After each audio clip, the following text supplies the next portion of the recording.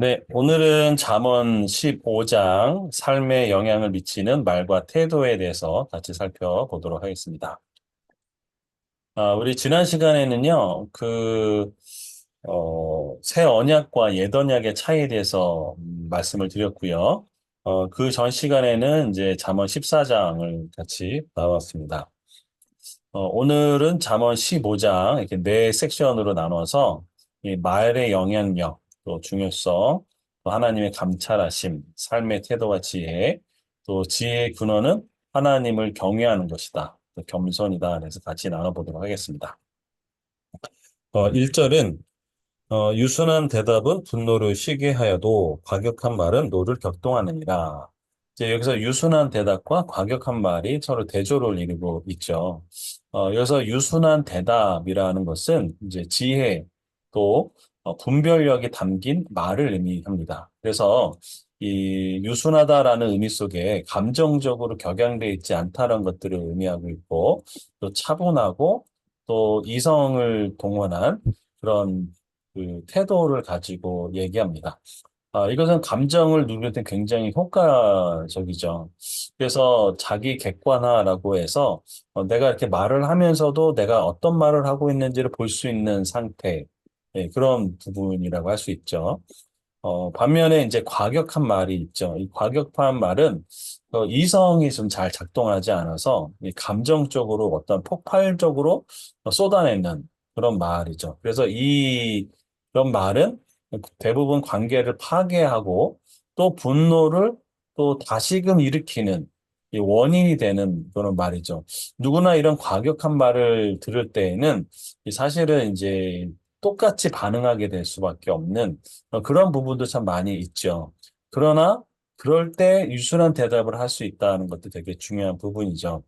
그래서 야고보서 3장 2절에는 우리가 다 실수가 많은 사람이지만 말에 실수가 없는 자면 온전한 사람이다라고 이야기를 해주고 있습니다.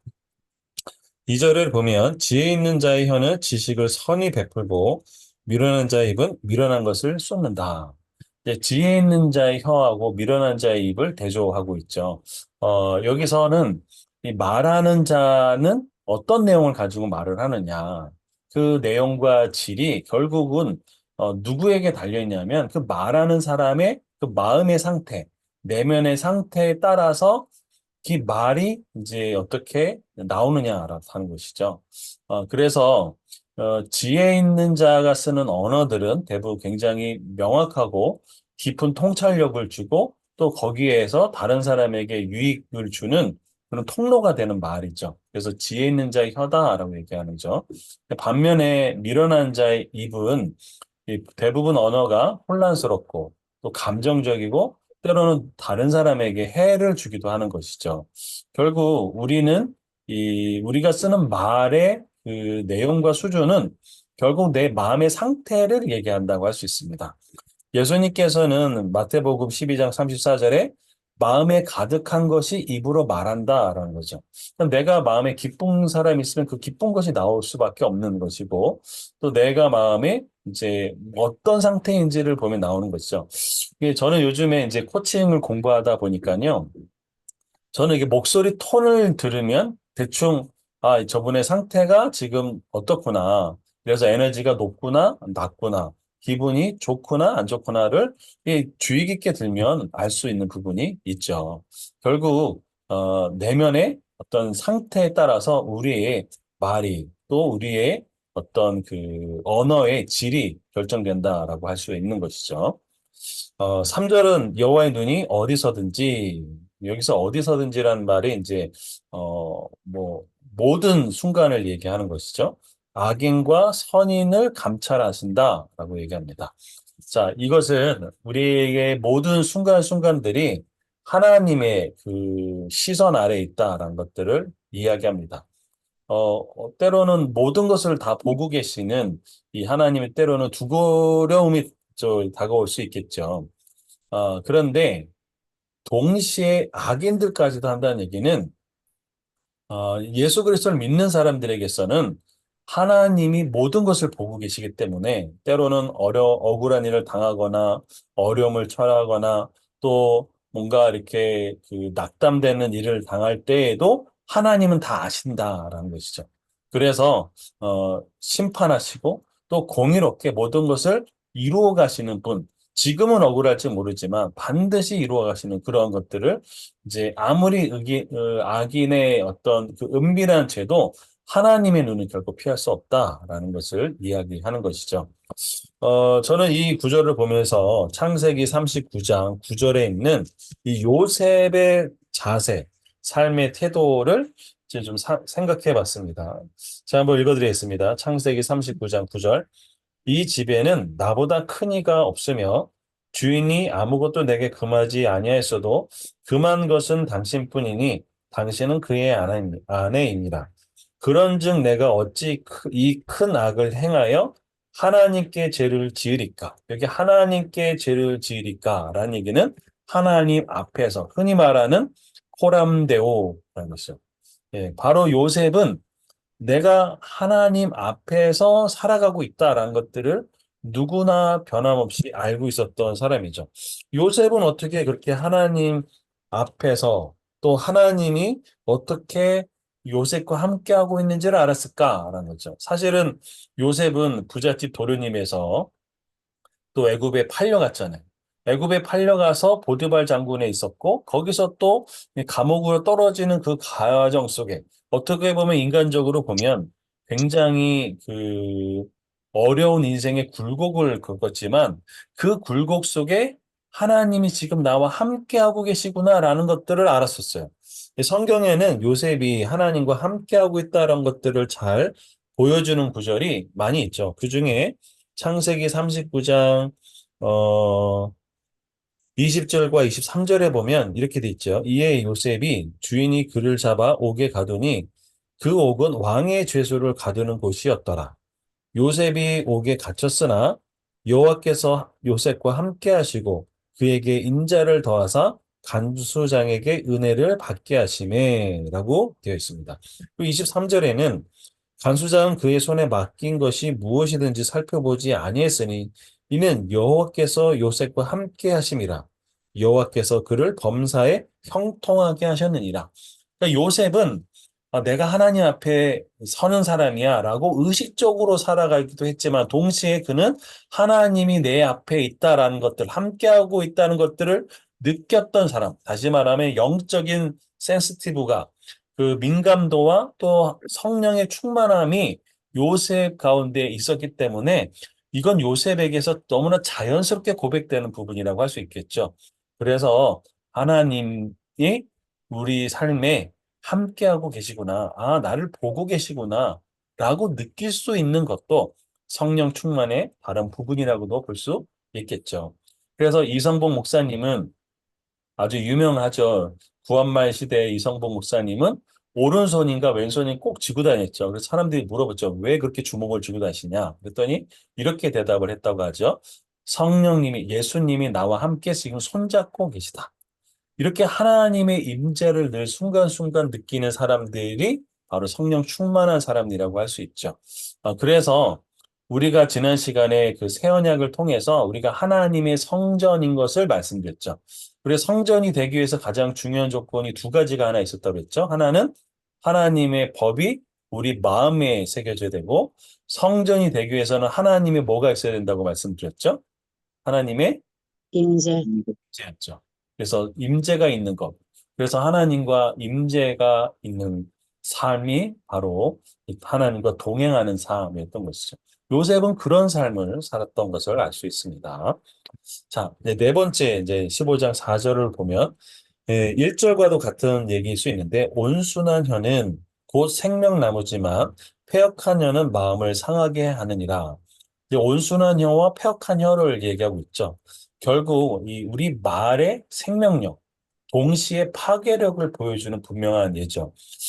우리가 얼마 전에 이 말의 힘에 대해서 이 말이 욕을 했을 때 이 침의 분비물 또 그것의 반응 그런 것들도 영상으로 잠깐 보았던 것처럼 이 우리가 어떤 언어를 쓰느냐 사랑한다 감사한다 이렇게 하는 언어와 뭐 저주하고 미워하고 욕하는 언어에 따른 그런 부분들이 이제 제일 먼저 욕을 하는 사람들이 듣는 건 누굴까요? 예, 다른 사람도 듣겠지만 제일 먼저 자기 자신이 듣는다고 말씀드렸죠. 그래서 온순한 혀는 생명나무처럼 치유와 회복의 도구죠. 여기서 생명나무는 창세기에 있는 그 생명나무부터 또 계시록에 있는 생명나무까지 다 연결되는 그런 부분이죠. 결국은 치유와 회복하는 생명나무. 그렇죠. 그래서 낙담한 자에게 용기를 주고 상처받은 자에게 위로를 주고 또 관계를 회복하는 것. 그래서 우리가 어떤 말을 하느냐가 그렇게 중요하죠.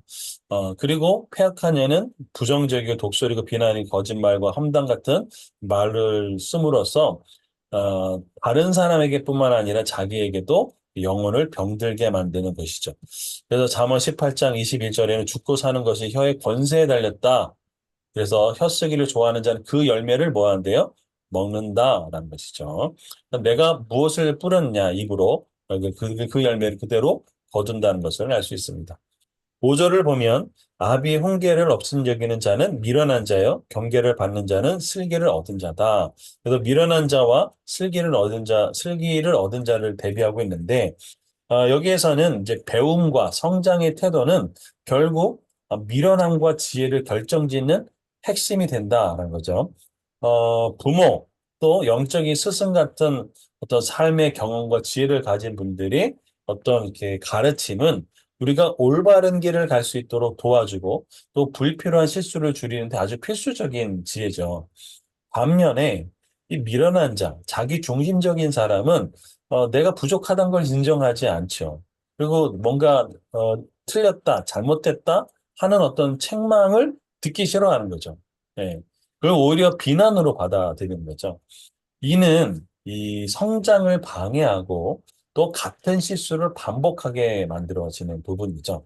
그래서 훈계를 지키는 자는 생명의 길로 행해도 징계를 버리는 자는 그릇간다라고 잠언에서도 경고하고 있죠. 6절을 보면 의인의 집에는 많은 보물이 있다. 악인의 소득은 오히려 고통이 된다라고 얘기하고 있습니다. 여기서는 진정한 그것은 통장의 잔고나 내가 가지고 있는 소유물의 많고 적음에 달려있지 않고 결국 하나님과의 그 관계에 달려 있다라고 얘기하는 거죠. 자, 여러분, 의인은 제가 누누이 말씀드렸지만 하나님과 올바른 관계를 가진 사람이 의인이라고 그랬죠. 그래서 하나님과 올바른 관계를 가지게 되면 하나님의 말씀 또 하나님을 경외하는 삶을 살게 되고 그로 인해서 삶의 열매들이 맺어가면서 하나님의 인도함을 따르는 거죠. 왜냐하면 하나님과 올바른 관계가 되니까. 그래서 점점점 영적인 풍요로움으로 가득한 어떤 아무도 세상에 알 수 없는 그리고 영적인 그 어떤 세상과 비교할 수 없는 그런 풍부함이 있는 것이죠. 그래서 이것은 어떠한 세상의 재물과도 바꿀 수 없는 것이죠. 이런 영적인 풍요로움을 누리는 분들이 참, 많지는 않지만, 그래도 분명히 우리 주변에는 있죠. 자, 하지만 이 악인들은 하나님과 관계가 없죠. 그런 사람들에게 있어서는 물질이 얼마만큼 소요하느냐, 그게 굉장히 중요한 의미겠죠. 근데 이 과정에서 또 불의하거나 탐욕에 사로잡히기 쉽고, 그리고 이들이 많은 재물을 얻는다 하더라도 그것에 대한 불안, 또 그것을 근심, 이런 것으로도 고통만을 주게 된다는 거죠. 결국 진정한 행복을 누리지 못하게 된다라고 말씀하고 있습니다. 디모데전서 6장 6절에서 10절에는요, 자족하는 마음에 대해서 얘기하고 있죠. 그러면서 뭐라고 사도 바울이 얘기하냐면, 우리가 이 땅에 그냥 아무것도 가지고 온 것이 없으니까 가질 것도 없고 그냥 갈 거다. 공술의 공소가라고 하는 그런 삶의 모습을 그대로 얘기해 주면서 이 땅에서 자족하는 마음이 정말 중요하다라고 얘기해 주죠. 그래서 성경적 재정 교육에서도 중요한 것이 자족하는 삶이죠. 여러분, 성경에서 말하는 자족의 기준이 얼마나 되실 것 같으세요? 자족의 기준. 이 정도면 자족할 수 있다. 네. 그 사도 바울은 이렇게 얘기했습니다. 먹을 것과 입을 것이 있은즉 족한 줄로 알라라고 했습니다. 그러니까 내가 먹을 것이 있고 또 입을 것이 있으면 자족할 수 있다라고 이야기를 하는 것이죠. 네.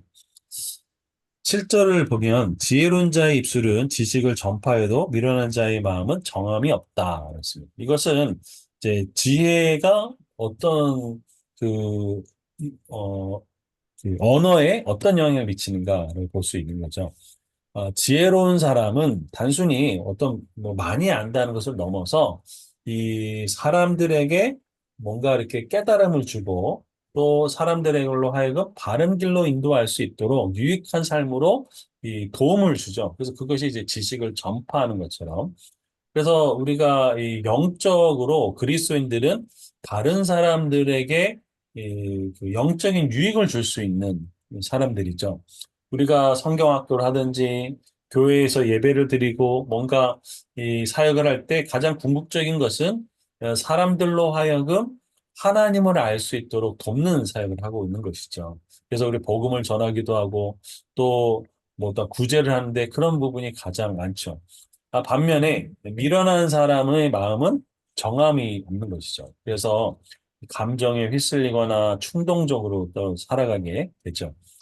어, 이 예수님은 네, 마음에 가득한 것이 입으로 나온다라고 그대로 말씀하고 있습니다. 결국은 우리 안에 내면의 영적인 상태가 그대로 우리의 영적인 것뿐만 아니라 언어 생활에도 영향을 미친다는 것들을 보여주죠. 8절입니다. 악인의 제사는 여호와께서 미워하셔도 정직한 자의 기도는 그가 기뻐하신다라는 거죠. 여기는 되게 중요한 구절인데요. 예배 본질에 대해서 알려주고 있습니다. 우리가 예배한다, 하나님을 경외한다, 그것은 진실하고 정직한 마음에서 우러나와야 되는 거죠. 악인들의 삶은요, 그 자체가 하나님과 멀어져 있는데 그들이 어떤 외형적으로 예배를 드린다고 해도 그것은 하나님과 실질적인 관계가 있는 것이 아니고 진정한 하나님과의 관계는 진정성에 달려 있는 것이죠. 그래서 시편 저는 이 구절 참 좋아하는데 15편을 보면 이렇게 되어 있습니다. 시편 15편 1절입니다. 여호와여, 하나님 부르죠. 주의 장막에 머무를 자 누구여며, 주의 성산에 사는 자 누구오리까? 여기서 주의 장막은 하나님의 임재와 하나님의 영광이 있는 곳이죠. 거기에 머무를 수 있는 사람, 하나님의 임재와 하나님의 영광을 볼 수 있는 사람이 누구냐?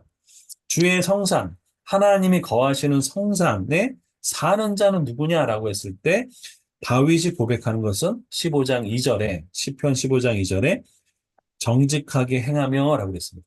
그러니까 정직한 삶. 그래서 정말 그 신실한 사람들은 정직한 사람들이죠. 하나님과 관계가 깊어지고 기도가 깊어지려면 정직한 기도를 드리는 사람들이 깊어지는 교제의 관계가 있는 것이죠. 저는 요것을 묵상하면서 사울 왕과 다윗 왕이 생각이 났습니다. 여러분 그 사울 왕과 다윗 왕의 차이가 사실 많은 부분에 있지만 둘 다 하나님께 왕으로 그 세움을 받았고 둘 다 사무엘 선지자에게 기름 부음 받았고 둘 다 성령의 충만함을 경험했습니다. 그런데 그들의 삶에 있어서 예배, 특별히 그들이 죄를 짓거나 뭔가 실패하거나 그랬을 때, 그들의 예배의 모습이 어떻게 다른지 좀 같이 살펴보도록 하겠습니다. 사무엘상 15장 22절입니다. 사무엘상 15장 22절. 제가 읽어 드릴게요. 이때는 어느 때냐면, 이, 그, 어, 저기, 사울왕이 이제 대신 번제를 드렸다가 이제 나오는데, 이제 사무엘에게 이제 지적을 받았을 때의 모습입니다. 자, 이렇게 있습니다. 22절에 보면 사무엘이 여호와께서 번제와 다른 제사를 그의 목소리를 청종하는 어, 것을 좋아하신 같이 좋아하시겠나이까? 순종이 제사보다 낫고 듣는 것이 순양의 기름보다 나으니 이는 거역하는 것은 점치는 죄와 같고 완고한 것은 사신 우상에게 절하는 죄와 같음이라. 왕이 여의 말씀을 버렸으므로 여호와께서도 왕을 버려 왕이 되지 못하게 하셨나이다라고 하는 그 이제 경계를 직면을 하실 죄에 대해서. 자, 그러면서 24절에 보면 사울 왕이 왜 그랬는지를 나옵니다. 사울이 사무엘에게 이르되 내가 범죄합니다. 내가 여호와의 명령과 당신의 말씀을 어긴 것은 내가 백성을 두려워하여 그들의 말을 청종하였습니다라고 그랬습니다. 그러니까 하나님의 말씀보다 백성이 어떻게 보느냐는 것들 때문에 하나님 말씀을 버린 것이죠. 자, 그랬는데 이때 중요한 것이 사울 왕의 반응이에요. 어떻게 했냐면 25절을 보시오. 청하오니 부탁합니다. 지금 내 자를 사하고 나와 함께 돌아가서 나로 하여금 여호와께 경배하게 하소서라고 되어 있습니다. 자, 그랬더니 이제 이 30절을 보시죠. 사울이 내가 범죄하였을지라도 이제 청하옵나이다. 그러니까 뭔가 범죄에도 계속 뭐가 청해요. 뭐냐면 내 백성의 장로들 앞과 이스라엘 앞에서 나를 높이사 나와 함께 돌아가서 내가 당신의 하나님 여호와께 경배하게 해서 하더라라고 되어 있습니다. 자, 여러분 이게 아주 되게 중요한 구절인데요. 사울이 이르되 내가 범죄했을지라도 청합니다. 그러니까 내가 범죄했으면 범죄했다고 얘기를 하는 거죠. 근데 뭐라고 얘기하냐면 내 백성의 장로들 앞에 이스라엘 앞에서 누구를 높이래요? 나를. 그래서 뭐라고 얘기하냐? 나와 함께 돌아가서 내가 당신의 하나님 여호와께 뭐라고요? 경. 경배. 자, 여기에 반복되는 단어가 있죠. 뭐가 있을까요? 나. 예, 나. 5번이나 나오네요. 여러분, 이게 자아가 깨어지지 않는 모습입니다. 그리고 여기 아주 중요한 구절이 있죠. 누구의 하나님이요? 당신의 하나님. 신의 하나님. 어, 우리가 신앙생활할 때 되게 중요한 것이 뭐냐면 나의 하나님이라죠. 난. 다윗은 나의 하나님이라고 고백합니다. 여러분, 근데 성경을 제가 샅샅이 뒤졌거든요. 사울왕은 한 번도 나의 하나님이라고 고백한 적이 없어요. 다 당신의 하나님이었어요. 나와 관계가 없는 거죠. 그래서 중요한 게 뭘까요? 31절에 이에 사무엘이 돌이켜 사울을 따라가매 사울이 여호와께 뭐하니라? 경. 경배하니라. 그럼 이 경배는 진짜 경배 아니에요? 보여지기 위한 경배인가요? 보여지기 위한 예, 보여지기 경배입니다. 위한 경배. 지금 왕의 체면이 중요한 거예요. 왕의 권위가 중요한 거예요. 이게 사울왕의 예배의 진짜 모습인 거죠. 음. 자, 그 나가 사실은 깨어지기가 굉장히 쉬운 게 아닙니다. 나는 죽고 예수로 사는 게 쉬운 얘기가 아니에요. 우리는 다 자기중심적으로 태어났어요. 자, 이거를 다룬받았던 사람이 있죠. 바로 누굴까요? 대표적인 사람. 나올. 네, 구약에서 누굴까요? 구약에서. 요셉입니다. 제 시간이 많이 없어서 보겠습니다. 자, 요셉이요. 언제 보냐면 37장에 보면 요셉이 꿈을 꿨을 때도 나나나라고 얘기를 하고 또 이 요셉이 감옥에 갇혔을 때 술 맡은 관원과 떡 맡은 관원을 꿈을 풀 때 술 맡은 관원이 풀려날 걸 알아요. 그때 요셉이 이렇게 고백합니다. 창세기 40장 14, 15절. 제가 읽어드릴게요. 창세기 40장 14, 15절. 당신이 잘 되시거든 나를 생각하고 내게 은혜를 베풀어서 내 사정을 바로에게 아뢰어 이 집에서 나를 건져 주소서. 나는 히브리 땅에 끌려온 자 여기서도 옥에 갇힐 일을 행하지 아니하였나이다. 여기서 반복되는 단어가 뭐죠? 나. 나예요, 나. 5번입니다. 나. 자, 그런데 이때 요셉이 이 술 맡은 관원의 꿈을 풀어줬지만 화장실 들어갈 때하고 나올 때하고 다른 것처럼 이 술 맡은 관원 요셉을 잊어버립니다. 몇 년인가요? 만 2년 동안 잊어버려요. 41장 1절을 보면 만 2년 후에 바로가 꿈을 꾼즉 이죠. 그러니까 요셉은 2년 동안 감옥에서 썩은 거예요. 자, 그런데 여기 아주 중요한 변화가 있어요. 뭐냐? 요셉의 이 2년이라는 시간 통해서 자아가 깨집니다. 그래서 바로 왕이 꿈을 꾸고 난 다음에 이 꿈을 풀 수가 없을 때 바로 왕이 요셉을 불러요. 술 맡은 관원의 추천을 받아서. 그래서 41장 16절을 보시죠. 이렇게 되어 있습니다. 창세기 41장 16절. 요셉이 바로에게 대답하이르되 내가 뭐라고요? 아니라. 하나님께서 바로에게 편안한 대답을 하시리라. 아니라. 내가 아니라. 아니라. 여기 아, 아주 중요한 부분이 있는데요. 자, 내가 아니고 하나님이라고 얘기했죠. 자, 음, 그러면 이 창세기 40장의 14, 15절에는 나를 생각하고 내게 은혜를 베풀어 나나라고 했을 때 술 맡은 관원이나 떡 맡은 관원이 바라봤던 요셉하고 창세기 41장 16절에 그 바로 왕이 바라봤던 요셉하고는 다릅니다. 왜 다를까요? 자, 바로 왕의 눈에는 이 요셉이 어떻게 보였을까요? 바로 왕의 눈에는 요셉이 어떻게 보였을까요? 음, 이게 창세기 41장 38절입니다. 같이 한번 읽어볼까요? 시작. 바로가 바로가 그의 그의 신하들에게 신하들에게 이르되 이르되 이와 이와 같이 같이 하나님의 하나님의 영에 영에 감동된 감동된 사람을 우리가 사람을 어찌 우리가 찾을 어찌 수 찾을 있으리까? 수 있으리요. 바로 왕의 눈에 비친 요셉은 내가 아니라 하나님께서였죠. 그러니까 내가 아니면 누가 계신 거예요? 하나님. 하나님, 그러니까 바로 왕의 눈에 어떻게 보여요? 하나님의 하나님의 영에 영에 감동된 감동된 사람. 사람. 이게 아주 중요한 거죠. 그러면 음, 구약에서 꿈을 푼 사람이 두 명 있습니다. 누굴까요? 다니엘이요. 그렇죠. 다니엘과 또 누구요? 요셉. 요셉. 둘 다 성경을 읽어보시면 창세기나 다니엘서 읽어보면 다니엘을 느부갓네살 왕이나 그 왕비가 뭐라고 얘기하면 지극히 거룩한 하나님의 영에 감동된 사람으로 얘기해요.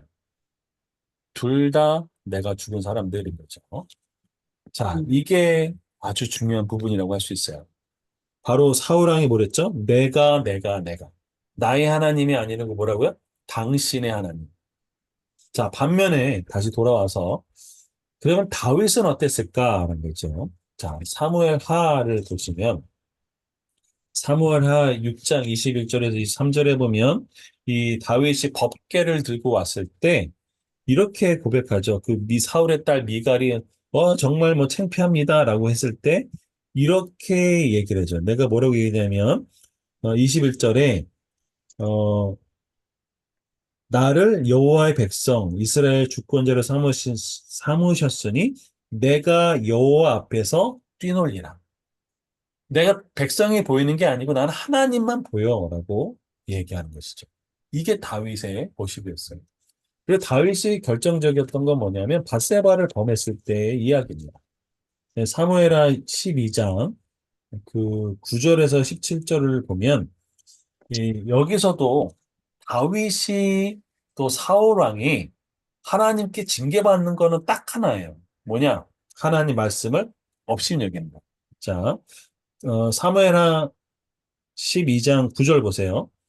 그러한데 어찌 내가 여호와의 말씀을 업신여기고 나 보기에 악을 행하였느냐? 내가 칼로 햇사람 우리아를 치되 암몬 자손의 칼로 죽이고 그의 아내를 빼앗아 내 아내로 삼았도다. 이제 내가 나를 업신여기고 라고 되어 있죠. 그러니까 다윗도 하나님께 징계받았던 것은 뭐냐면 하나님이 뭘 어겼어요? 말씀을 말씀. 업신여긴 거. 그러니까 어리석은 자와 지혜로운 자의 차이가 똑같이 나오는 거죠. 다윗도 여기서 실수를 한 것이죠. 자, 그런데 다윗이 중요한 것은 13절 보시죠. 다윗이 나단에게 이르되 내가 여호와께 죄를 범하였노라. 어머나. 자, 아까 사울왕의 모습과는 완전 다르죠. 내가 범하였을지라도 부탁한다. 누구를 높여달라? 나를 나를 높여 장로들과 백성들 앞에서 높여달라. 나. 그리고 누구의 하나님? 당. 당신의 하나님. 네. 이게 차이가 있는 것이죠. 악인과 의인도 동시에 감찰하시는 하나님의 모습을 여기서 볼 수 있겠죠. 예. 자, 다시 이제 잠언으로 넘어가도록 하겠습니다. 잠언 15장 9절. 악인의 길은 여호와께서 미워하셔도 공의를 따라가는 자는 그가 사랑하시느니라. 여기는 하나님의 전적인 성품에 대해서 나와 있죠. 악인의 글은 자기중심적이죠. 아까도 그 다윗 사울왕의 모습처럼 나. 그렇죠. 결국은 하나님을 무시하고 또 심지어 그 예배를 포장하는 그 사울왕의 모습을 그대로 볼 수 있죠. 자, 결국은 어떤 길이 될까요? 사울왕의처럼 파멸의 길에 이르게 됐죠. 자, 그러나 의롭고 공의로운 삶은 하나님의 뜻에 순종하는 자들이죠. 이러한 자들은 하나님의 특별한 사랑과 인도하심을 받습니다. 그리고 하나님이 그들을 보호하시죠. 그리고 하나님이 이들의 노력을 기뻐하십니다. 예. 그래서 시편 1편 6절에는 대저 여호와께서는 그 의인의 길을 인정하시나 악인의 길은 망한다라고 명확하게 이야기하고 있는 거죠. 때로는 살면서 악인이 승승장구할 때가 있을처럼 보이지만 그러나 길고 짧은 것을 대보면 결코 그렇지 않다는 거 보게 될 거라 저는 많이 생각하게 됩니다. 네. 자, 또 10절을 이제 보도록 하겠습니다. 도를 배반한 자는 엄한 징계를 받을 것이요 견책을 싫어하는 자는 죽을 것이다. 여기서는 이제 하나님의 그 징계에 대한 이야기를 하고 있는 거죠. 자, 하나님의 백성이 의의 길을 벗어날 때에는 하나님께서 책망하시고 징계하시고 돌이키려고 하는 것이죠. 자, 이것은 이 생명의 길로 인도하시는 하나님의 표현이죠. 그런데 계속 그것을 이제 거부하면 이제 참 어려운 거죠. 그렇죠? 예. 그러나 끊임없이 하나님은 돌이키게 만드시는 하나님의 그 사랑의 추적. 정말 놀라운 부분이죠. 뭐 저도 이런 경험이 있어서 정말 하나님 절 이렇게까지 사랑하십니까? 라고 했을 때 이렇게까지 내가 너를 사랑한다는 그 하나님의 뜨거운 사랑에 대해서 감격하는 것들이 제 삶에도 있었고 많은 신앙인들에도 있겠죠. 자, 반면에 이 자신의 잘못을 인정하지 않고 또 결국은 끝까지 하나님을 거부하다가 영적인 죽음에 이르는 하나님과 관계가 단절되는 것들이 바로 견책을 싫어하는 자는 어떻게 한다고요? 예, 죽을 것이다. 영적인 단절을 의미한다라고 되어 있죠. 자, 11절입니다. 스올과 아바돈도 여호와의 앞에 드러나거든 하물며 사람의 마음이며 스올은 이제 그 음부라고도 해석할 수 있고 지옥이라고도 해석할 수도 있죠. 그래서 구약에서는 사람이 죽으면 가는 곳이 음부고 수올이고 그랬죠.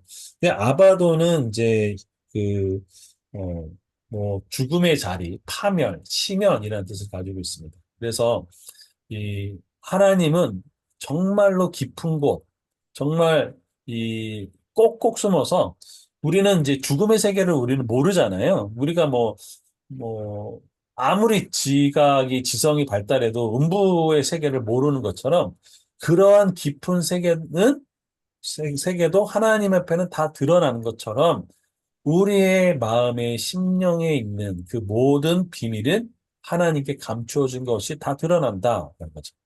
그래서 시브리서 4장 13절에는 하나님 앞에서는 다 드러난다. 고린도 전서 후서에도 보면은 우리는 언젠가 하나님의 심판대, 예수님 심판대 앞에 쓸 거다. 하나같이 다 드러난다는 것이죠. 그걸 생각하면 우리가 그냥 아무렇게나 살 수가 없는 것이죠. 12절. 거만한 자는 견책을 받기를 좋아하며 지혜 있는 자에게 가지도 아니하느니라. 여기는 이제 거만한 자의 특징에 대해서 아주 잘 나타나 있죠. 본인의 자기중심적인 부분이 굉장히 많죠. 그래서 오히려 뭔가 배우려 하거나 들으려 하거나 하지 않고 오히려 내가 옳다고만 생각하는 것들이 있으니까 어떻게 할까요?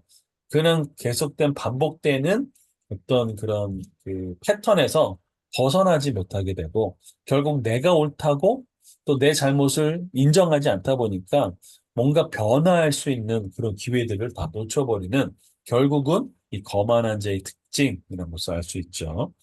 예. 13절은 마음의 즐거움은 얼굴을 빛나게 하여도 마음의 근심은 심령을 상하게 하느니라.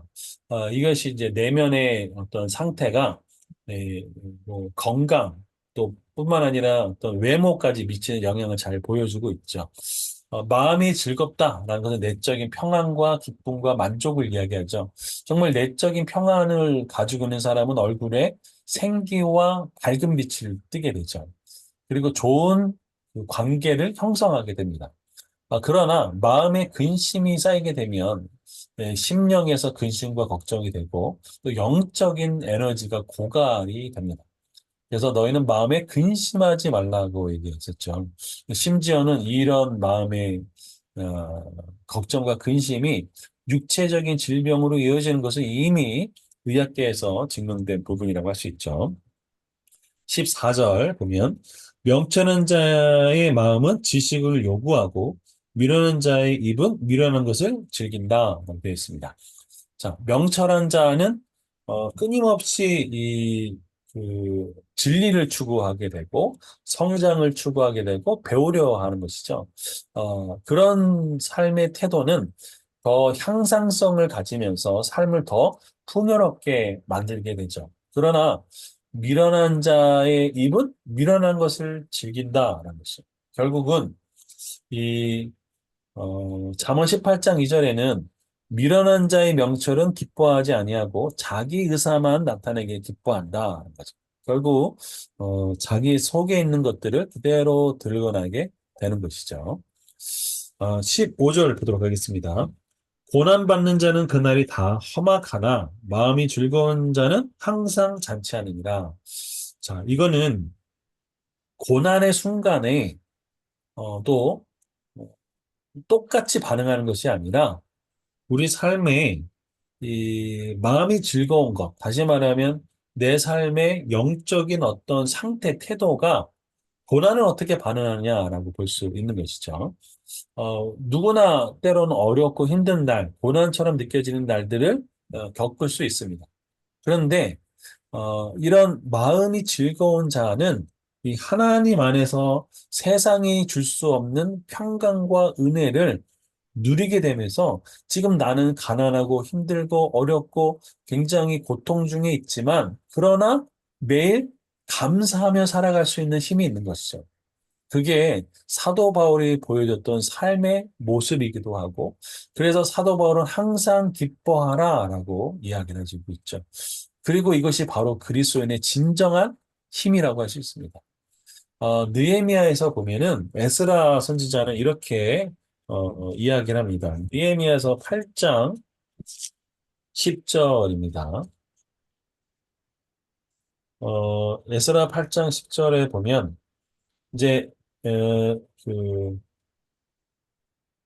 에스라가 이제 책을 펴서 막 그 이제 강론하고 그러면서 사람들이 울게 됩니다. 그래서 이게 느헤미야 8장 9절에 보면 백성이 율법의 말씀을 다 듣고 우는지라 총독 느헤미야와 제사장 겸 학사 에스라와 백성을 가르치는 레위 사람들이 모든 백성에게 이르기를 오늘은 너희 하나님 여호와의 성일이니 슬퍼하지 말며 울지 말라 하고 느헤미야가 이제 권면하죠. 또 그들에게 이르되 너희가 가서 살찐 것을 먹고 단 것을 마시되 준비하지 못한 자에게 나눠주라. 이날은 주의 성일이니 근심하지 말라. 아멘. 여호와로 인하여 하나님으로 인하여 기뻐하는 것이 너희의 뭐래요? 힘이다. 아멘. 우리가 오늘 예배를 주일 예배를 드리셨잖아요. 주일 예배를 드리고 우리가 예배할 때 하나님으로부터 오는 영적인 공급, 영적인 힘을 통해서 내가 하나님 백성이구나. 하나 내가 감사할 수 있는 것이 바로 우리의 뭐래요? 힘. 힘이다. 영적 아멘. 힘인 거죠.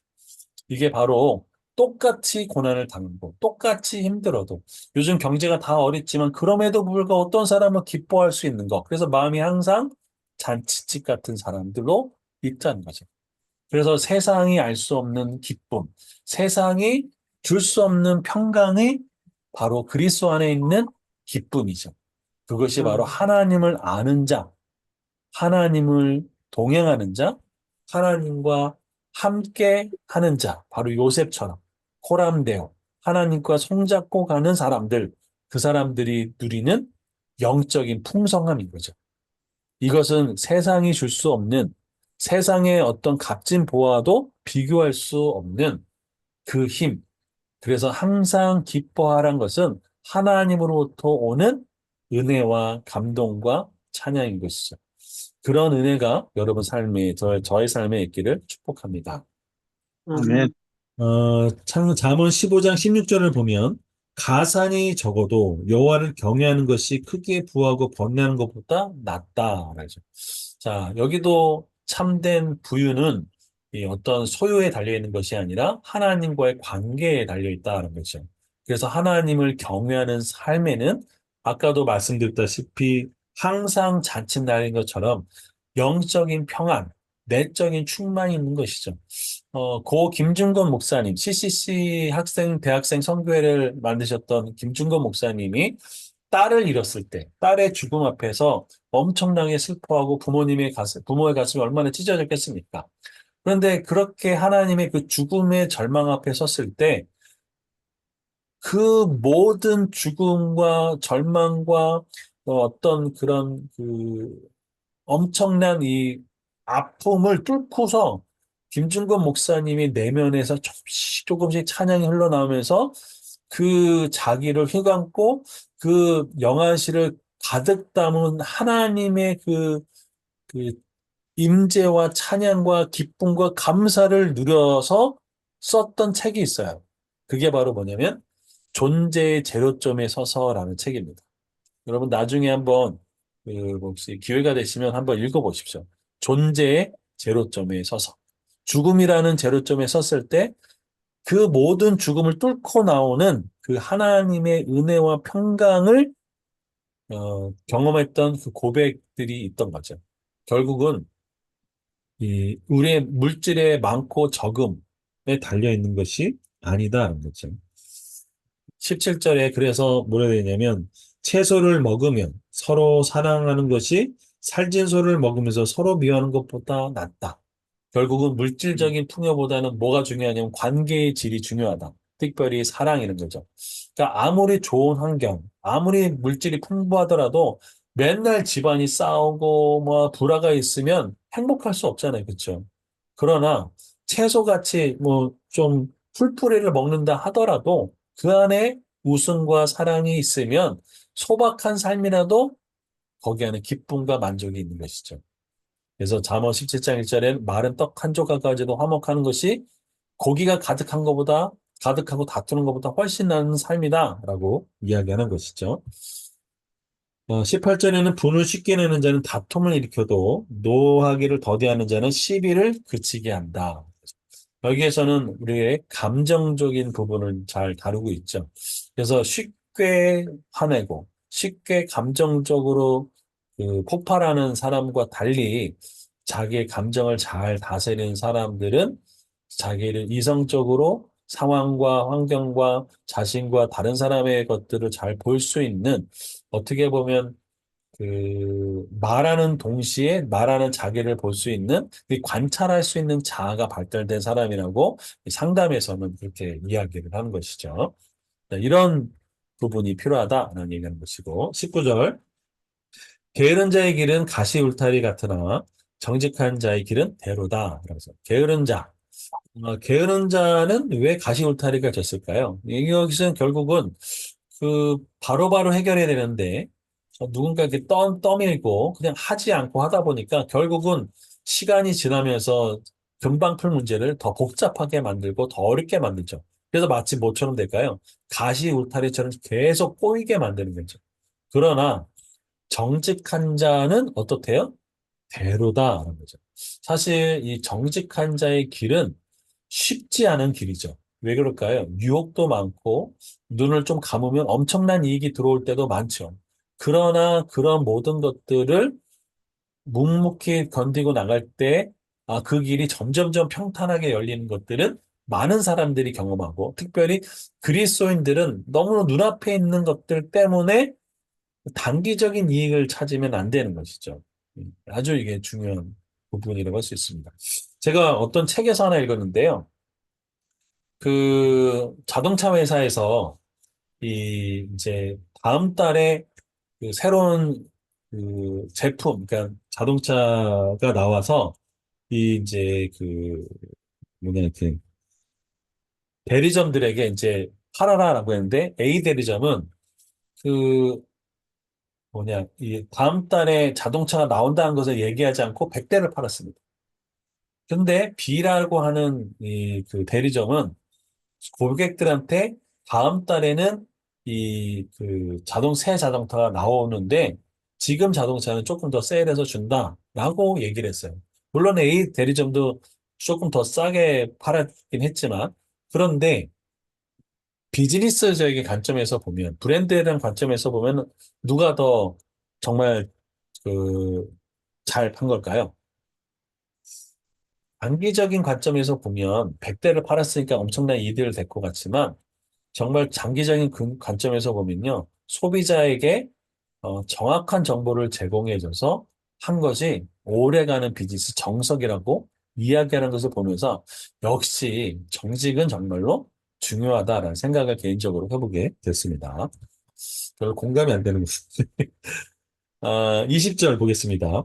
지혜로운 아들은 아비를 즐겁게 하여도 미련한 자는 어미를 업신여긴다. 그렇죠? 여기 지혜로운 아들과 미련한 자의 차이가 나오죠. 결국은 지혜로운 자는 부모의 말씀, 결국은 아까도 아비의 훈계를 듣는 자를 얘기하는 것이죠. 반면에 이 미련한 자는 어미를 업신여긴다. 부모의 권위를 또 가르침을 그래서 함부로 이제 행동하는 모습을 보여주고 있는 것이죠. 결국 하나님 말씀을 어기는 거나 부모님이 충고를 무시하는 거랑 거의 같다고 보여지는 것이죠. 21절, 무지한 자는 미련한 것을 즐겨해도 명철한 자는 그 길을 바르게 한다. 우리 삶에 어떤 수준을 지혜를 갖고 있는 자는 결국 삶의 방향과 결정을 어, 진다하는 것이죠. 눈앞의 쾌락이나 잘못된 선택을 즐기는 사람은 결국 영적인 파멸의 길로 빠져지게 되는 것이죠. 그래서요, 영적인 바로미터는 저는 세 가지를 보면 금방 알 수 있다고 생각합니다. 하나는 내가 돈을 어디다 쓰느냐, 또 내가 시간을 어디다 쓰느냐, 세 번째는 내가 무엇을 즐거워하느냐. 여기서 무지한 자는 미련한 것을 즐긴다는 것처럼 술 먹는 것을 좋아하는 사람은 술 먹는데 시간 쓰고 돈 쓰고 거기서 즐거워합니다. 그래서 영적인 바로메터는 시간과 돈과 즐거움이 점검해 보면 알 수 있죠. 그리고 돈을 어떻게 쓰냐? 카드 명세서 보면은 금방 알 수 있죠. 네, 그래서 그것이 바로 영적인 바로메터다라는 거죠. 22절, 의논이 없으면 경영이 무너지고 지략이 많으면 경영이 성립하느니라. 이건 집단지성에 관한 아주 중요한 부분이죠. 우리가 혼자 독단적으로 생각하면 가장 실패하기 쉬운 일이 되죠. 그래서 어느 굉장히 큰 기업에서는 어느 한 임원에게는 넌 무조건 반대만 해라. 그렇게 얘기해서 어떤 자기의 그 시야를 그러니까 그 시야를 좀 좁게 하지 않고 다르게 만들 수 있도록 그렇게 이야기를 하는 것들을 들은 적이 있습니다. 그래서 집단 지성, 그래서 성부 충분히 다양한 관점에 대해서 이야기하고 대안을 탐색해서 그 해결책을 나설 때 더욱 성공은 견고해진다라는 얘기죠. 이게 바로 집단 지성의 힘이죠. 23절.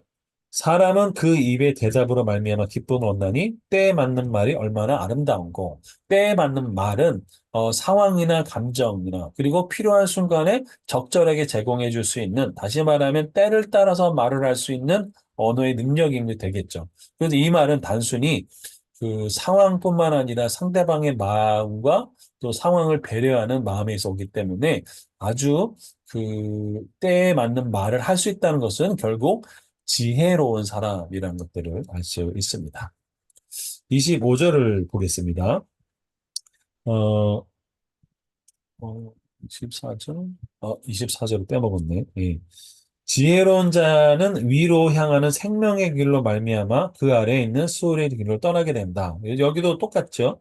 그 하나님을 향한 그 생명의 길로 가게 되는 것은 지혜로운 자의 것이고 또 어, 그 수월, 다시 말하면 지옥에서 떠나게 되는 것은 바로 예수 그리스도, 다시 말하면 영적으로 하나님을 알게 되는 사람들은 우리가 영원한 죽음에서 떠나게 되는 것처럼 하나님을 아는 사람들이 바로 영적인 구원을 받는, 결국 지혜로운 자는 예수 그리스도를 아는 것, 하나님을 아는 자라고 할 수 있습니다. 이게 PPT 하다가 하나 삭제된 것 같아서. 25절, 여호와는 교만한 자의 집을 허시며 과부의 지게를 정하신다라고 했죠. 이것은 하나님의 공의와 돌보심에 대한 이야기입니다. 어, 하나님은요, 어, 공의로운 통치적인 방법을 보여주죠. 그래서 특별히 교만한 사람들은 결국 하나님은 허시죠. 그래서 하지만 반면에 가장 힘없고 특별한 돌보심을 받는 고아와 과부 이런 사람들은 하나님이 지계를 정하신다라는 얘기는 생계와 삶의 터전을 보호해 주신다라는 거죠. 네, 이런 하나님의 공의에 대한 성품을 볼 수 있습니다. 26절은 악한 개는 여호와께서 미워하시나 선한 말은 정결하다 그랬습니다. 결국 마음에 어떠한 계획을 가지고 있느냐. 결국은 이 하나님을 대적하는 악인들의 꾀는 결국 하나님을 대적하게 되고 하나님의 미움의 대상이 되는 거죠. 반면에 선한 말은 정말 순결하고 그 덕이 되는 말을 나오는 것을 알 수 있습니다. 그래서 마태복음 15장 19절에서도 마음에 나오는 것은 악한 생각, 살인, 간음, 이런 악한 것이 나온 것을 그대로 했죠. 이것은 우리가 하나님께 정결한 예수 그리스도의 보혈에 뿌려지지 않은 인간의 모든 마음은 사실 이런 악한 부분에서 나오는 것이죠. 악한 생각, 악한 꾀임 마찬가지죠. 27절, 이익을 탐하는 자와 뇌물을 싫어하는 자를 대조하고 있습니다. 자, 이익을 탐하는 자는 이 수단과 방법을 가리지 않고 재물을 얻는 사람인 것이죠. 그래서 그러한 것은 결국은 공동체의 파면을 가지고 오게 되는 거죠. 결국 재물을 다스리지 못하는 상황인 것이죠. 그래서 청지기는 내가 내 삶의 주인이 아니라 하나님이 내 삶의 다스리고 주권자이신 것들. 그래서 내 삶의 돈이 내 것이 아니라 하나님 것으로 사는 사람들은 결국 뇌물을 싫어하게 되죠. 그래서 바로 정직하게 가고 성실하게 가는 거죠. 그래서 우리가 한국 청직 아카데미의 성경적 재정 교육의 아주 중요한 과목 중에 하나가 정직이죠. 그래서 정직한 것과 재물은 이런 상관관계를 가지고 있는 것을 알 수 있습니다. 그래서 청지기에서 중요한 것이 바로 내가 정직한 삶을 살고 있느냐라는 거죠.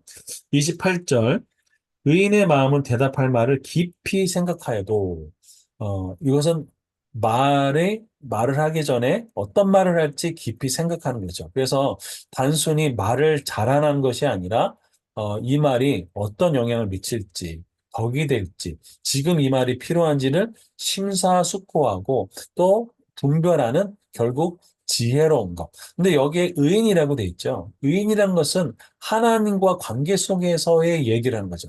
다시 말하면 하나님, 제가 이 말을 지금 해야 됩니까? 라고 물어볼 수 있는 관계. 또 성경적 재정 교육에서도 하나님, 제가 재정에 관한 의사결정을 할 때 지금 이 재정을 어떻게 써야 됩니까? 라고 물어볼 수 있는 것. 그것이 바로 의인이죠. 그래서 의인은 하나님과 교제 속에서 내가 어떤 얘기를 하는 것이 바로 의인의 이야기고 의인의 말이고 깊이 생각할 수 있는 은혜가 있는 것이죠. 그러나 악인은 어떻게 하죠? 그냥 자기 속에 있는 악을 그대로 드러나게 되는 것을 알 수 있습니다. 29절, 여호와는 악인을 멀리하시고 의인의 기도를 들으신다. 그러니까 아무리 이 형식적인 예배를 드려도 하나님께서는 그 마음을 아시기 때문에 그것을 어, 여호와께서는 하나님의 얼굴을 멀리하는 거죠. 마치 가인의 얼굴을 돌렸던 것처럼, 가인에게 얼굴을 돌렸던 것처럼 그리고 사울 왕이 예배를 드리려 했을 때 그 예배가 진정한 예배가 아니었던 것처럼. 그래서 우리가 마음에 어떻게 하나님께 반응하느냐, 그것이 바로 의인의 기도를 들으시는 것이죠. 그래서 결국 우리가 하나님께 드린 기도가 상달되기 원한다면 우리가 하나님의 올바른 관계가 먼저 선행되어야 된다는 거죠. 그래서 우리가 예배 드릴 때 먼저 뭐 할까요? 하나님 앞에 올바른 관계를 위해서 회개하는 자리를 먼저 가는 거죠. 그래서 우리가 교회 예배 드릴 때 먼저 하나님께 드릴 이제 죄를 고백하는 이유가 하나님과 예배 속에서 뭘 회복하기 위해서인가요? 관계를 회복하기 위해서 예배를 드리는 것이죠. 30절, 눈이 밝은 것은 마음이 기쁘게 하고 좋은 기별은 뼈를 윤택하게 한다. 결국은 이제 긍정적인 시각, 좋은 그 소식이 어떤 영향을 미치느냐. 결국 육체의 건강 또 활력을까지 영향을 미친다라는 거죠. 그래서 잠언 17장 22절에 보면 마음의 즐거움은 양약이라도 심령의 근심은 뼈를 마르게 한다. 이거죠. 31절, 생명의 경계를 듣는 귀는 지혜로운 자 가운데 있다라고. 여기서 특별히 생명의 경계는요, 옳은 길, 바른 길, 또 지혜로운 훈계가 있는 가르침을 이야기합니다. 그래서 그 생명의 그 경계를 듣는 귀라고 얘기하는 것은 결국은 경청의 자세를 이야기하고 있죠. 그래서 무엇을 얘기하느냐, 무엇을 어, 배울 수 있는가를 보는 것이죠. 이게 바로 생명의 경계를 듣는 귀이죠. 대표적으로 저는 이제 삼성그룹의 이병철 회장이 그렇게 그 굴지 회사를 세울 수 있던 것은 경청의 리더십이 있다고 많은 사람들이 이야기를 한 것처럼 바로 듣는 것이 필요하겠죠. 안타까운 것은 이분은 정말 그 영적인 것을 듣지 못해서 그래서 좀 안타깝긴 하지만 어쨌거나 그렇다는 거죠. 32절, 훈계를 받기 싫어하는 자는 자기의 영혼을 경히 여김이라 견책을 달게 받는 자는 지식이 얻는다. 이거는 이제 훈계를 받기 싫어하는 자. 결국은 이 나의 부족이나 또 그 내가 자기 실수를 인정하지 않는 자의 태도죠. 이런 것은 결국은 자기 자신을 망하게 하는 결과를 갖게 되죠. 견책을 달게 받는 자는 다른 사람의 충고와 비난도 어떤 게 수용할 수 있는 태도를 가르쳐. 그래서 더욱 지혜롭고 성숙한 태도를 가지게 되고 성장하게 되는 것이죠. 바로 겸손한 태도라고 할 수 있습니다. 그래서 마지막 33절에 보면 여호와를 경외하는 것이 지혜의 훈계다라고 되어 있습니다. 여호와를 경외하는 것은 잠언 전체의 주제입니다. 그래서 바로 하나님의 말씀을 듣는 태도, 이게 바로 그 여호와를 경외하는 것이죠. 그래서 겸손은 존귀의 길잡이다. 그렇죠. 그래서 겸손한 마음은 교만을 꺾게 되고 하나님 앞에서 또 사람들 앞에서 존귀와 영광을 얻게 되는 그것을 이제 33절에서 이야기해주고 있죠. 그래서 시편 111편 10절에는 여호와를 경외함이 지혜의 근본이다. 그 계명을 지키는 자는 다 뭐가 있냐면 좋은 지각이 있대. 하나님께서 뭐라고 말씀하시는 거에는요, 특별한 의미가 있고 그것을 깨닫게 하는 것이 있죠. 그리고 하나님을 찬양함이 영원히 있다라고 고백하고 있습니다. 하나님과 깊은 은혜와 겸손과 어떤 아름다운 삶을 누리면 그것은 하나님을 경외하는 삶의 태도, 마음에 있다라고 할 수 있겠습니다. 이렇게 잠언 15장까지 했고요. 다음 주에는 잠언 16장, 하나님 주권 아래 있는 인간의 삶에 대해서 같이 나눠보도록 하겠습니다.